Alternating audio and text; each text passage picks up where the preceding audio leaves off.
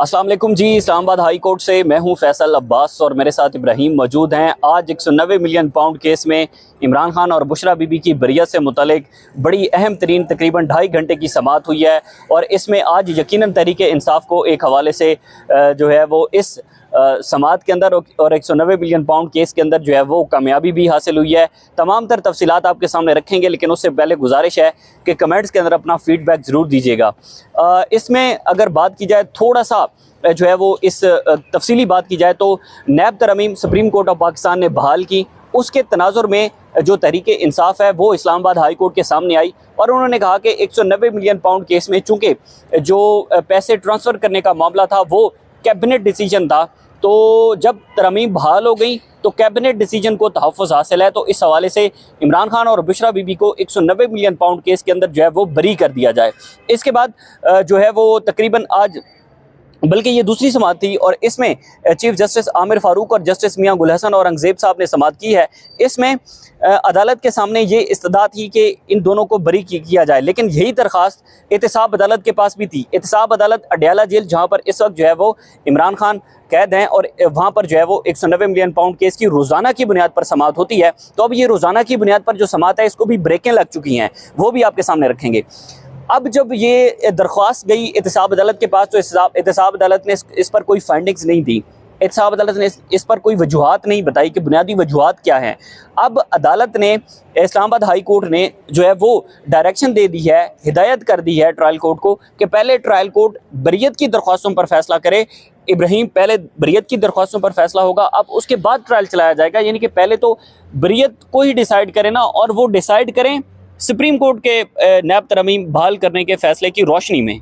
देखें, बहुत बहुत शुक्रिया आपका फैसल। यही मामला यही है, क्योंकि आपको अगर सुप्रीम कोर्ट के फैसले को या इस तरह नैब अमेंडमेंट को नज़रअंदाज किया जाता तो फिर ये मामला वहीं पे जाता। नज़रअंदाज नहीं किया गया इमरान खान साहब की जानिब से, इसी वजह से उसको जो है वो उससे फ़ायदा हासिल करने के लिए इस्लामाबाद हाई कोर्ट में रिट पिटीशन दायर हुई है। और रिट पिटीशन इसलिए दायर हुई है क्योंकि ये इमरान खान साहब का ये क्या मानना है या उनका ये मौक़िफ़ है कि जो जिस तरह आपने अभी बात भी की अपने इंट्रो के अंदर के नैब अमेंडमेंट्स के बाद जो कैबिनेट का फैसला है उसको तहफ़्फ़ुज़ हासिल है।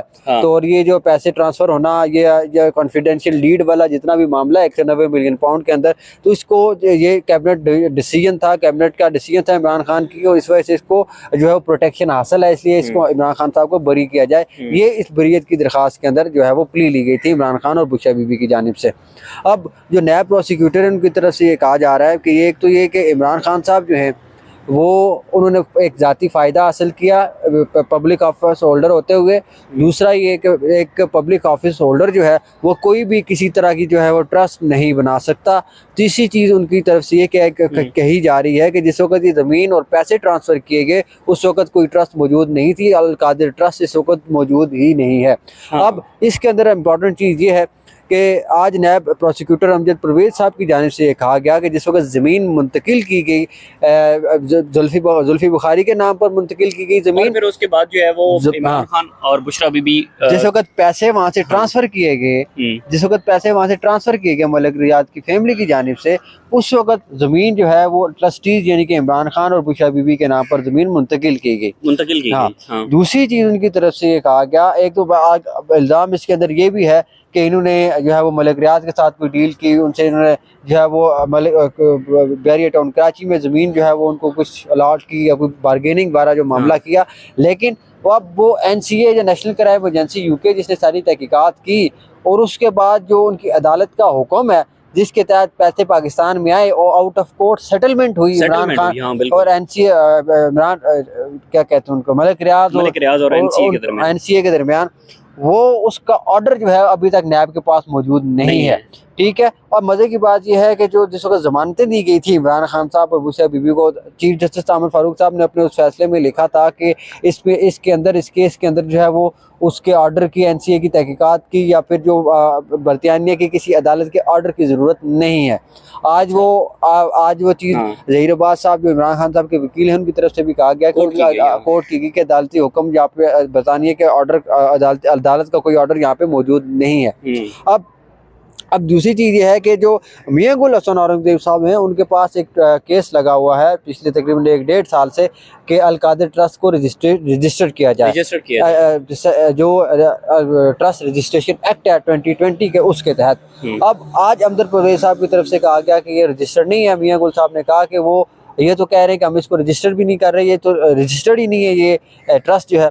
वहाँ पे उन्होंने कहा कि ये अदालत के पास मौजूद है, ये केसेस अभी चल रहे हैं, हमने 2020 के एक्ट के तहत इसको रजिस्ट्रेशन की दरख्वास्त दे रखी है। और फिर उसके बाद तौहीनी अदालत की दरख्वास्त भी आई और उसमें जो है वो रजिस्ट्रेशन ना हुई। और जो जस्टिस मियां गुल हसन औरंगजेब साहब हैं, उन्होंने इस बात ये बात की भी सही कि उसकी रजिस्ट्रेशन वो नहीं कर रहे। तौहीनी अदालत की दरख्वास्त, फिर तौहीनी अदालत की दरख्वास्त भी आई। अब वो ये अपनाया गया, जो रजिस्ट्रेशन करने वाले जो मुतलका अदारा है उसकी तरफ से ये कहा गया कि इसका केस जो है नैब के अंदर पेंडिंग है, जिस वजह से इसको हम रजिस्टर जो है वो नहीं कर सकते। अब इसमें जो है वो एक तो 190 मिलियन पाउंड केस का जो रोज़ाना की बुनियाद पर ट्रायल इस वक्त अडयाला जेल के अंदर चल रहा है और रोज़ाना की बुनियाद पर समातें होती हैं।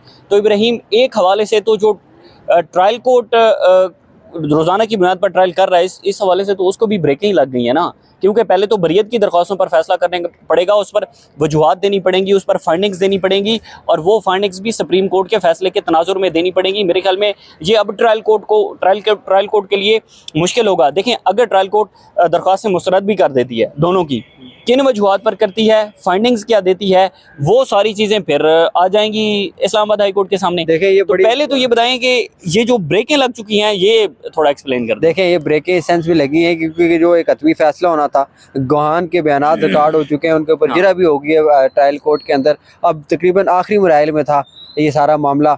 अब जो फाइनल आर्गूमेंट जो है मेरे ख्याल में होने थे, जो आखिरी गवाहान की जो अदालत जो है मौका देती है उनको पेश करने का जो मामला था।